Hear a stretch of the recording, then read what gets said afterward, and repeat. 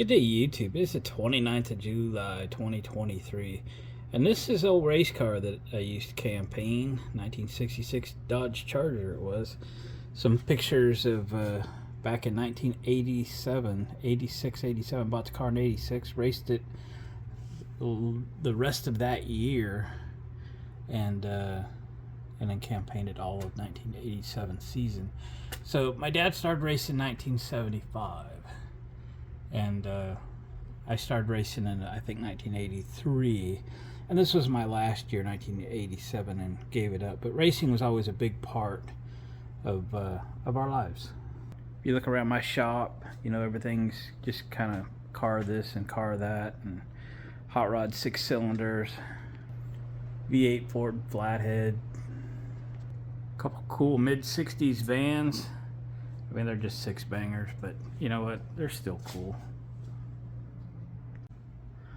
Art on the walls, carburetors on the walls, valve covers on the walls. It's a good place to store stuff, you know what I mean? So everything is kind of car related. It was a great way to grow up. We had a lot of friends, a lot of even relatives kind of in the car world, and one of the folks my dad was actually in the automotive business with for a while, and he passed away about 25 years ago. But you know, we were friends with the family and all that stuff. His name isn't Al, but we're gonna call him Al. So Al's daughter and son-in-law, they are in the car world, or in the race car world. They race cars and so forth, and so is Al's grandson, also in the car world, race car world and so forth. Just, you know, third generation car guy. And Al's widow contacted me today, and they would like a way to have Al be present at his grandson's race shop, and wanted some sort of an automotive type of urn, if you will, to keep Al in. So I wandered around my shop, took pictures of a bunch of things, and she stumbled on, hey, the fire extinguisher is a good idea. Something that it can be present every day, be a reminder of, you know, that generation and so forth. And I am setting out to create an urn out of a fire extinguisher without defacing it. So this is a very different project. I thought I'd video it and see how it goes. Here's my plan.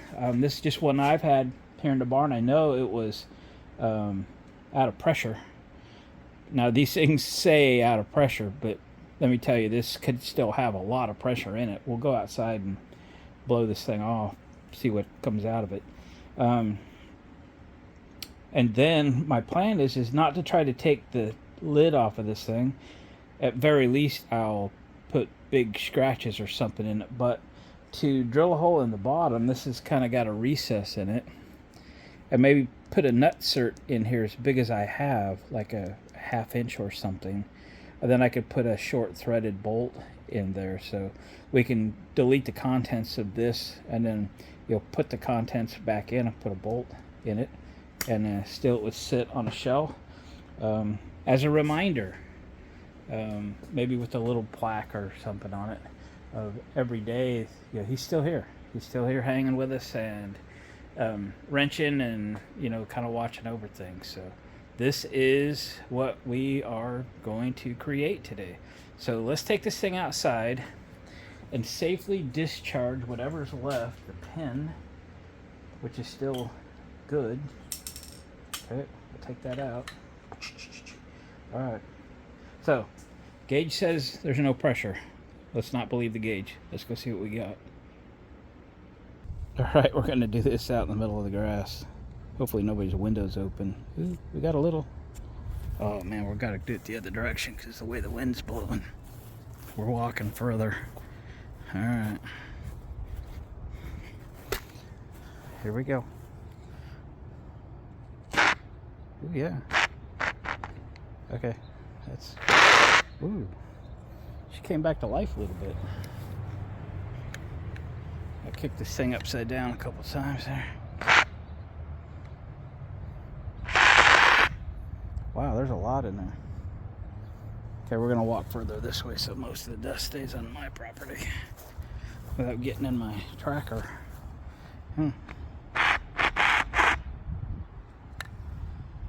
Close your windows. I'm gonna open the valve just a little bit. Oh, man. Really blows. Okay, I'm going further. Holy smokes. I was hoping this would just make a white spot in my grass. Alright, we're gonna do it closer to the grass this time. Alright.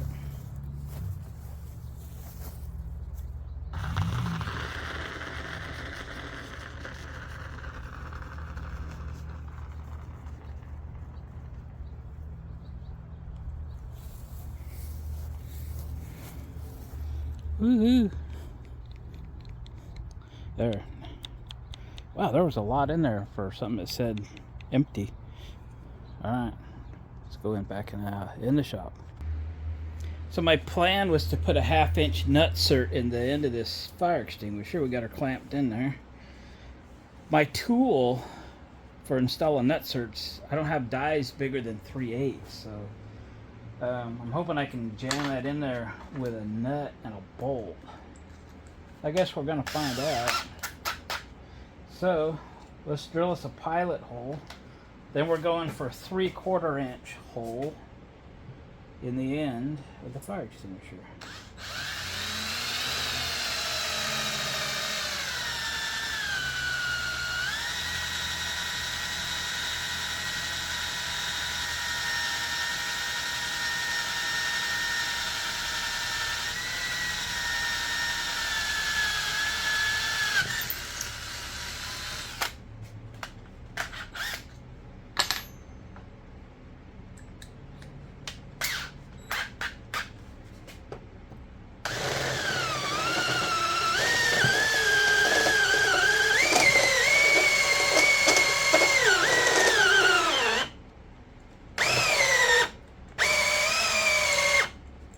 Going for low gear.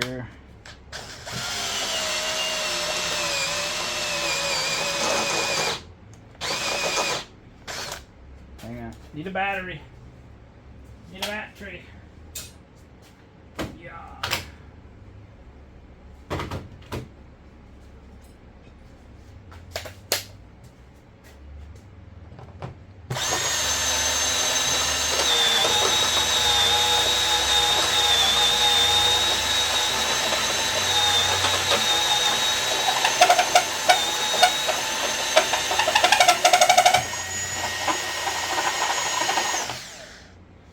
Ooh, look at that.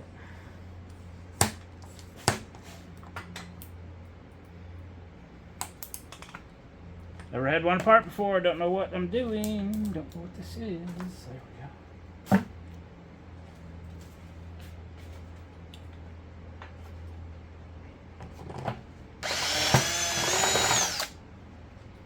Okay. There's the hole. Now then, we gotta empty this thing. Probably gotta wash it out somehow.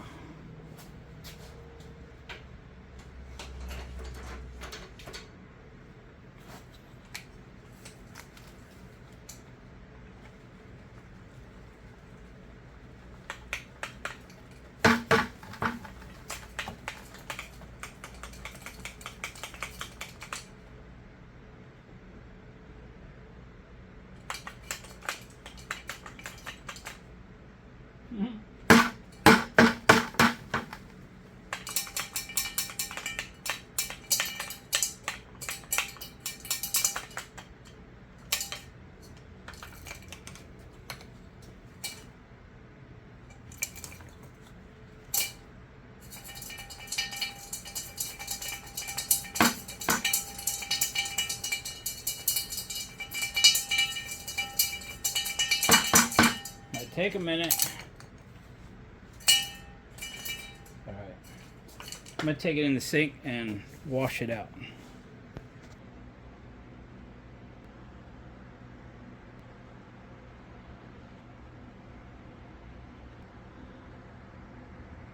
Alright, it's cleaned up. I think we got everything we need. Let's see if it goes. Fits the hole. Now we got to squish it.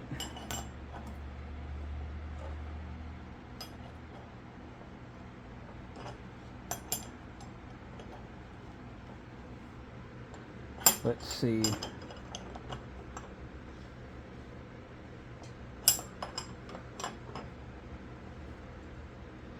That's not working, is it? Give me a minute to figure out how I'm going to make this work. Okay, plan B. Scrap the Nutsert idea. This is aluminum. I can't weld to it. I got this pipe plug and I got a tap. Let's see if I can put a thread in this thing and have to thread that pipe plug in there.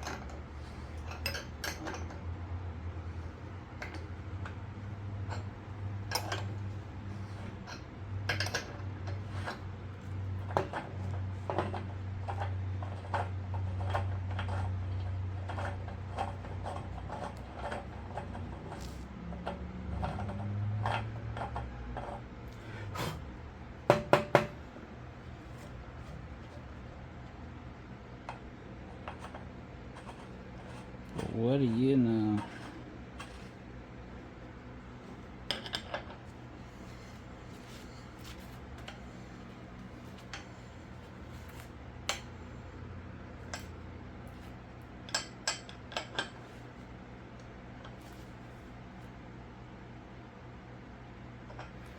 Ooh.